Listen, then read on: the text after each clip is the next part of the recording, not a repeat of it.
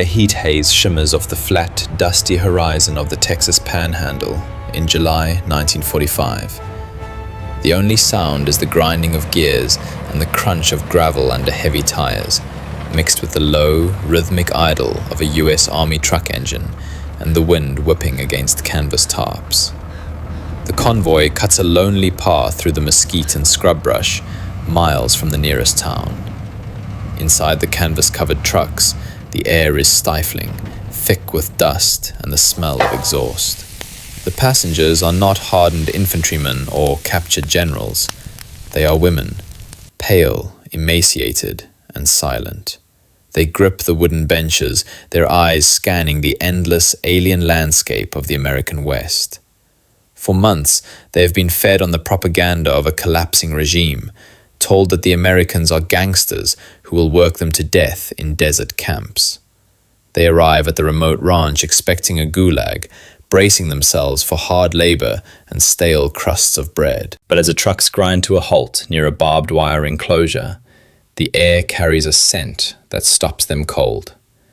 It is not the smell of cordite or rubble or the stale cabbage soup of the holding pens.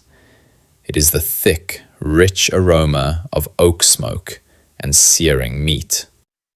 To understand the overwhelming power of this moment, we must first understand the world of hunger they had just left behind. To comprehend the shock of that Texas afternoon, one must first look at the caloric mathematics of the Third Reich's collapse. By late 1944, the German war machine is not just running out of fuel and ammunition, it is running out of food. The Allied blockade has strangled the continent for years, and the strategic bombing campaigns have pulverized the rail networks required to move grain and livestock. In the cities of the Ruhr and the administrative centers of Berlin, the official ration cards are becoming theoretical. The reality is a diet of turnip soup, bread stretched with sawdust, and ersatz coffee made from roasted acorns. For the women serving in the auxiliary corps, the Wehrmachthelferinnen, often derisively called Blitz girls by the soldiers, or nurses stationed in field hospitals near the crumbling front lines, hunger is a constant, gnawing companion.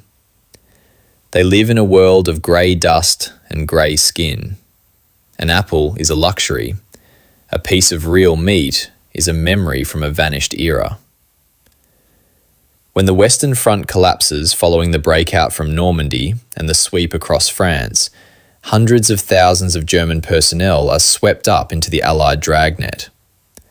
Among the endless columns of grey-clad infantrymen marching into captivity are these women, displaced from their units, terrified and exhausted. Their capture is a chaotic procession through temporary holding cages in France and Belgium.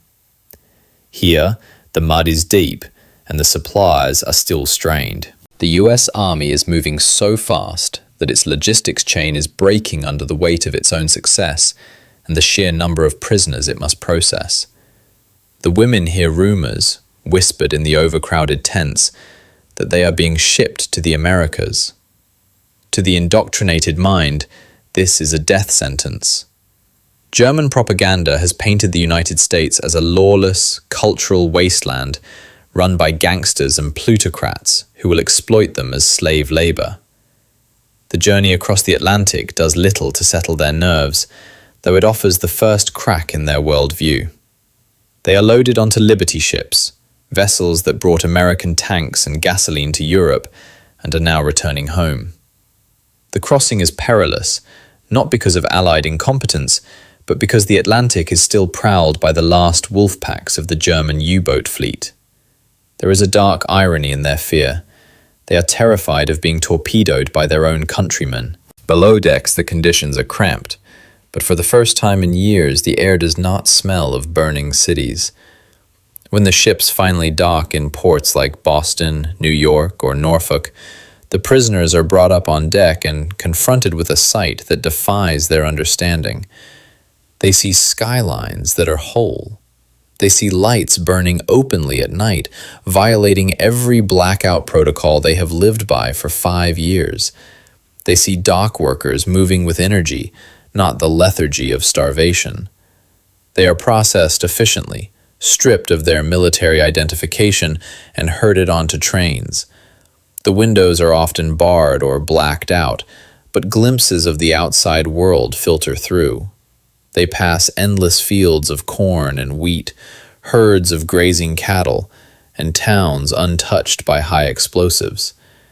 It is a visual assault of abundance that their minds struggle to process. They are being transported to the zone of the interior, a logistical designation for the continental United States, which has become the largest holding pen in history.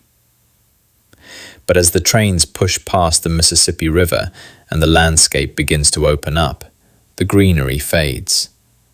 The lush forests of the east give way to the scrub and hard-packed earth of the southwest. The heat begins to rise, turning the train cars into ovens. The anxiety among the women spikes again. They are heading into the wild, vast interior of Texas, a place known to them only through the distorted lens of Karl May novels and wild adventure stories. They believe they are being sent to a desolate frontier where civilization ends. By 1945, Texas is no longer just a state. It has transformed into a sprawling archipelago of incarceration. The vast, open geography that makes it ideal for cattle ranching also makes it perfect for confinement. With its isolation from the coastlines and its sheer scale, the War Department selects Texas to host more prisoners of war than any other state. Over 50,000 Germans, Italians, and Japanese held in roughly 70 base camps and hundreds of smaller agricultural branch camps. From the piney woods of East Texas to the high plains of the Panhandle, the landscape is dotted with guard towers and barbed wire. The logic behind this massive detention network is purely pragmatic. The United States is facing a critical paradox. It is fielding the largest military force in its history, stripping the countryside of its young men, while simultaneously attempting to feed half the world. The 1944 harvest is in danger of rotting in the fields. The solution is to turn the enemy into the labor force. Under the Geneva Convention, prisoners of war cannot be forced to work in war industries. They cannot build tanks or load ammunition, but they can work in agriculture. However, the operation of these camps is governed by a strict, almost bureaucratic adherence to international law. The United States, unlike its totalitarian enemies, is obsessed with the letter of the law. The War Department enforces the 1929 Geneva Convention with rigid discipline, specifically Article 11. This article contains a clause that will soon collide violently with the prisoners' expectations. It states that the food ration of prisoners of war shall be equal in quantity and quality to that of the depot troops. In other words, a German prisoner in Texas is legally entitled to the same caloric intake and nutritional standard as a GI in training at Fort Hood. For the German High Command, this policy is dismissed as a lie, but in Texas, it is a logistical reality. The US Army Quartermaster Corps is awash in beef, milk, eggs, and white flour. While Europe is rationing potato peels, the American supply chain is struggling to find enough cold storage for its surplus meat. The women in the trucks know none of this. They are being transported to a side camp, a temporary labor detachment on a private ranch. These small camps are often just a cluster of tents or hastily built bunkhouses located miles from the main compounds. There are no recreational halls here, no orchestras or libraries like those found at the large showcase camps like Camp Hearn. This is a working ranch, a place of dust, branding irons, and hard labor. As the convoy turns off the paved road and onto a dirt track, the isolation becomes absolute. The fences here are not meant to keep people in, they are meant to keep cattle in. The women see the vastness of the horizon, the lack of trees, the brutal sun. In their minds, the trap is closing. They are miles from civilization, in the hands of the enemy, about to be delivered to a place where no one can hear them scream. The terror gripping these women is not born of the immediate moment, but of a decade of meticulously crafted lies. To understand their trembling hands as the trucks power down, we must step inside the Weltanschauung, the world view constructed by the Nazi Ministry of Propaganda. Joseph Goebbels knew that fear was a more potent motivator than loyalty. As the war turned against Germany, the rhetoric shifted from inevitable victory to apocalyptic survival. The German people were told they were fighting against annihilation. The propaganda painted a grotesque caricature of the American soldier.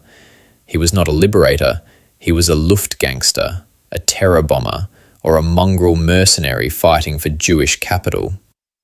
The women had likely heard distorted reports of the Morgenthau Plan, a 1944 proposal to deindustrialize Germany and turn it into a pastoral farmland, which the Nazi leadership spun into a prophecy of mass sterilization and slavery. In this narrative, the United States was a cultural vacuum where the strong preyed on the weak, a land of lawless violence straight out of the cinema. And now, looking out at the Texas Panhandle, the cinema seems to be coming to life. The landscape reinforces the myth. The men watching them from the fence line are not wearing standard military uniforms. They are wearing wide-brimmed Stetsons, denim jeans, and leather chaps. They sit atop horses, lassos coiled at their saddles. To an American eye, this is a scene of rustic tradition. To the German women, raised on the structured militarism of Prussia, it looks like anarchy. They see the cowboys as brigands, the kind of men who dispense summary justice with a rope. Their physical condition amplifies their paranoia. Starvation is not just a physical state, it is a psychological prison. Chronic malnutrition shrinks the horizon of thought. When the body is consuming itself, the mind becomes hyper-focused on survival, prone to hysteria and deep suspicion. These women are suffering from what physiologists call semi-starvation neurosis. Their stomachs have shrunk to the size of fists. Their blood pressure is dangerously low. In this state, the brain struggles to process complex social cues. A shout from a guard is interpreted as a death threat. A laugh is heard as mockery.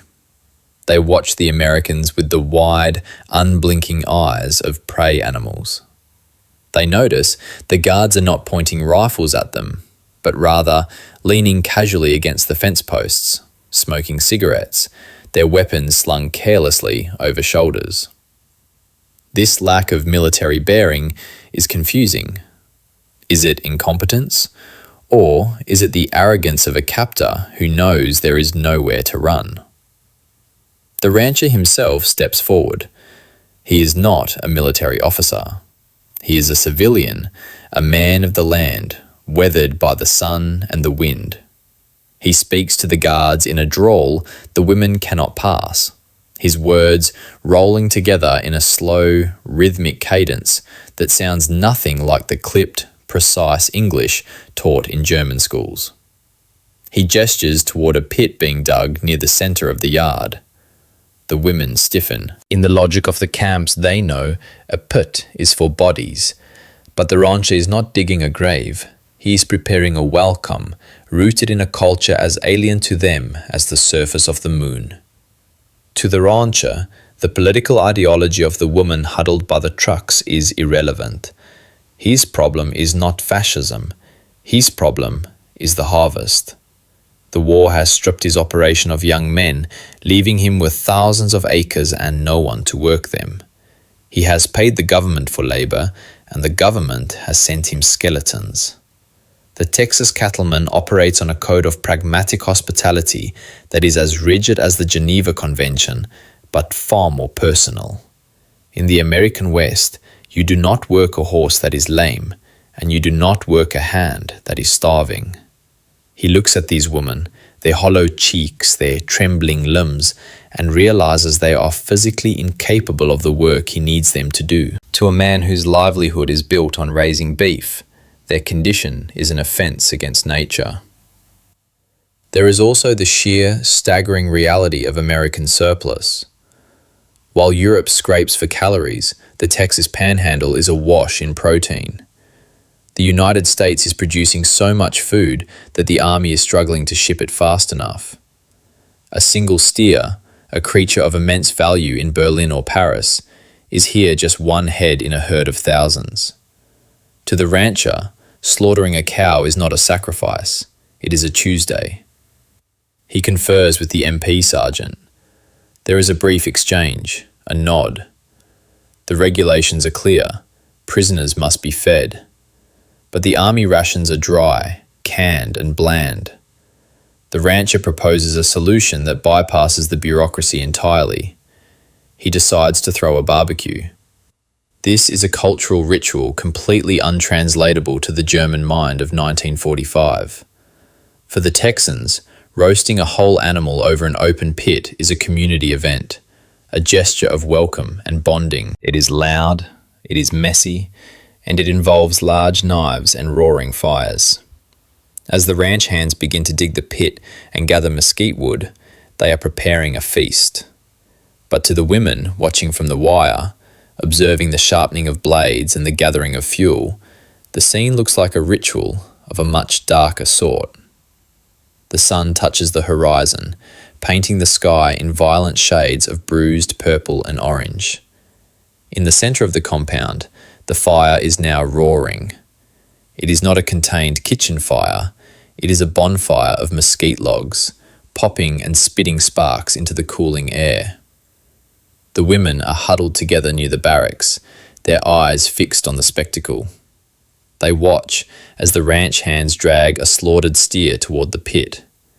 The animal has been field dressed, but remains whole, a massive carcass of red meat and white bone. To the urbanized German women, many of whom served in clerical or medical roles, the sight is visceral and terrifying. They see the cowboys wielding long butchering knives, their clothes stained, their movements efficient and brutal. When the carcass is hoisted onto the spit over the coals, the hiss of rendering fat sounds like a gunshot in the quiet evening. The flames lick up the sides of the meat, sending a thick column of smoke into the sky. The prisoners whisper among themselves, "Is this how they are fed? Like animals? Or is this some cruel taunt, a display of gluttony meant to mock their hunger?" The rancher ignores the tension. He is focused on the cook. He bastes the meat with a mop, literally a cotton mop dipped in a bucket of sauce. It is a mixture of vinegar, pepper and fat, a crude but effective marinade. The smell begins to drift across the yard. At first the aroma is alien. It is smoky, acrid and heavy. But as the meat cooks, the scent changes.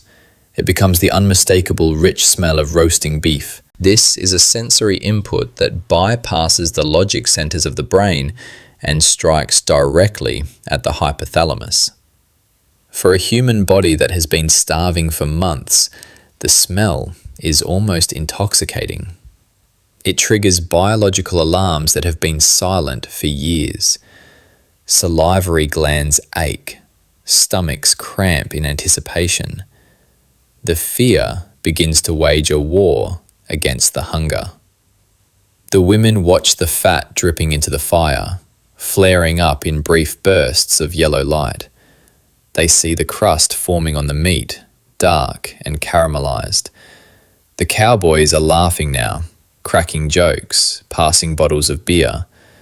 The scene is raucous, unstructured and loud. Everything the German military discipline suppresses. The rancher signals to the guards. The gate to the inner perimeter is opened. He waves the women forward, not with a weapon, but with a carving knife in one hand and a tin plate in the other. He shouts something, a command, an invitation, they do not move. They are frozen by the collision of their training and their instinct. To step forward is to break formation. To step forward is to accept a gift from the gangster. But the smell is stronger than the propaganda. One woman, perhaps a leader or simply the hungriest among them, takes a tentative step. Then another. They move slowly like sleepwalkers, drawn toward the firelight. The rancher does not wait for them to ask. He begins to carve. He slices thick, slab-like portions of the meat, steaks the size of dinner plates, dripping with juice and rendered fat. He forks them onto tin trays, adding scoops of beans and slices of white bread that look impossibly soft compared to the brick-hard Kommissbrot of the German ration. He hands the first plate to the woman who stepped forward. She takes it with both hands, the metal hot against her palms. She stares at it. It is not a ration. It is a meal. She lifts a piece of meat to her mouth. The texture is shocking, tender, yielding, oily. As she chews, the flavor explodes across a palate that has known only grey substitutes for years. It is salty, smoky, and rich. The reaction ripples through the line. As the other women receive their plates, the silence of the camp changes. It is no longer the silence of fear.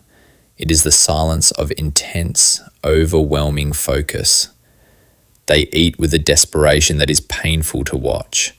They forego utensils, tearing at the bread, wiping the grease from their chins. But then, the biology is overtaken by the psychology. The sheer magnitude of the kindness, combined with the caloric shock, breaks the dam. The woman who took the first bite drops her plate. Her shoulders begin to shake. She isn't choking. She is sobbing. It spreads like a contagion. One by one, the women break down. They are weeping openly, uncontrollably. It is a release of tension held for 5 years. The grief of lost homes, the terror of the crossing, the exhaustion of the war, all unlocked by the taste of fresh beef. They cry with their mouths full, a grotesque and heartbreaking mixture of joy and agony. The American guards, young men from Texas towns and farms, stop their joking. They shift uncomfortably. They have seen combat. They have seen dead men. But they are not equipped to handle this. The sight of these enemy combatants, these starving women, dissolving into tears over a piece of steak, strips away the soldierly veneer. The sergeant clears his throat and turns his back. The rancher tips his hat down.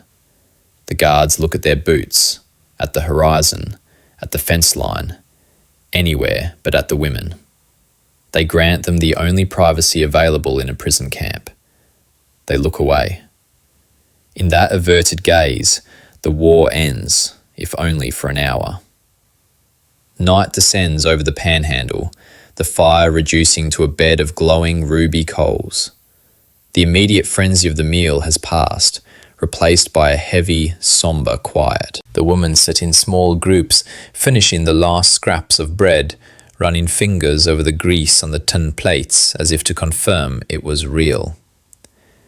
In the darkness of the barracks that night, the psychological infrastructure of the Third Reich begins to collapse.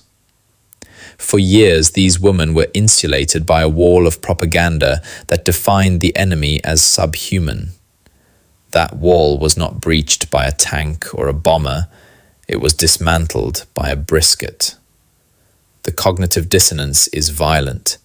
One cannot reconcile the image of the Luftgangster, the bloodthirsty American capitalist, with the rancher who just served them the finest meal of their lives. The realization is terrifying. If their leaders lied about the Americans, what else did they lie about? The infallibility of the Führer, the final victory, the justice of the cause itself. The steak did not just fill their stomachs, it hollowed out their ideology. In the days that follow, the atmosphere at the ranch undergoes a radical transformation. The barbed wire remains, but the tension evaporates. The women, their energy restored by the high-protein diet, begin to work with a vigor that surprises the ranch hands. They are no longer sullen prisoners dragging their feet to sabotage the enemy's economy. They are working for the man who fed them. A tacit agreement forms. The rancher provides the food, continuing to supplement the army rations with fresh produce and meat, and the women provide the labour to save his harvest. They work the fields, mend fences, and tend to the livestock with a meticulous German efficiency. The guards, previously on high alert, relax into a posture of boredom. They are no longer jailers guarding dangerous subversives. They are supervisors watching a work crew. Historical records from camps across Texas echo this strange dynamic. Letters written by prisoners to their families, often heavily censored or delivered months late, speak of a surreal abundance. One prisoner in a similar camp wrote, "We are living in a golden cage. I eat better here as a prisoner than I did as a free woman in Berlin." The Texas miracle was not just that they survived, but that they thrived in captivity while their homeland disintegrated. But this island of plenty is temporary. The war in Europe is grinding to its bloody conclusion, and with peace comes a cruel new reality. The golden cage is about to open, and they will be forced to leave it. By May 1945, the war in Europe is over. The 1,000-year Reich has ceased to exist, replaced by occupation zones and military governors. But for the prisoners in Texas, the timeline of captivity extends well beyond the surrender. The United States faces a massive logistical bottleneck in repatriating millions of troops and prisoners. The women remain on the ranch through the harvest of 1945 and into 1946, living in a suspended reality. They are citizens of a country that no longer exists, guests of a nation that has conquered them, eating better than the victors in London or Paris. When the repatriation orders finally come, the mood is not one of jubilation. It is a somber resignation. They are being sent back to year zero. The women who arrived as skeletons are now healthy, tanned, and strong. They have absorbed the calories of the American surplus and the rhythm of the Texas plains. They pack their meager belongings, often including gifts from the ranch families, extra clothing, sewing needles, chocolate, small treasures that will become currency in the ruins of the fatherland. The journey home is a mirror image of their arrival, but the contrast is even more brutal. They leave the land of plenty and descend into the abyss.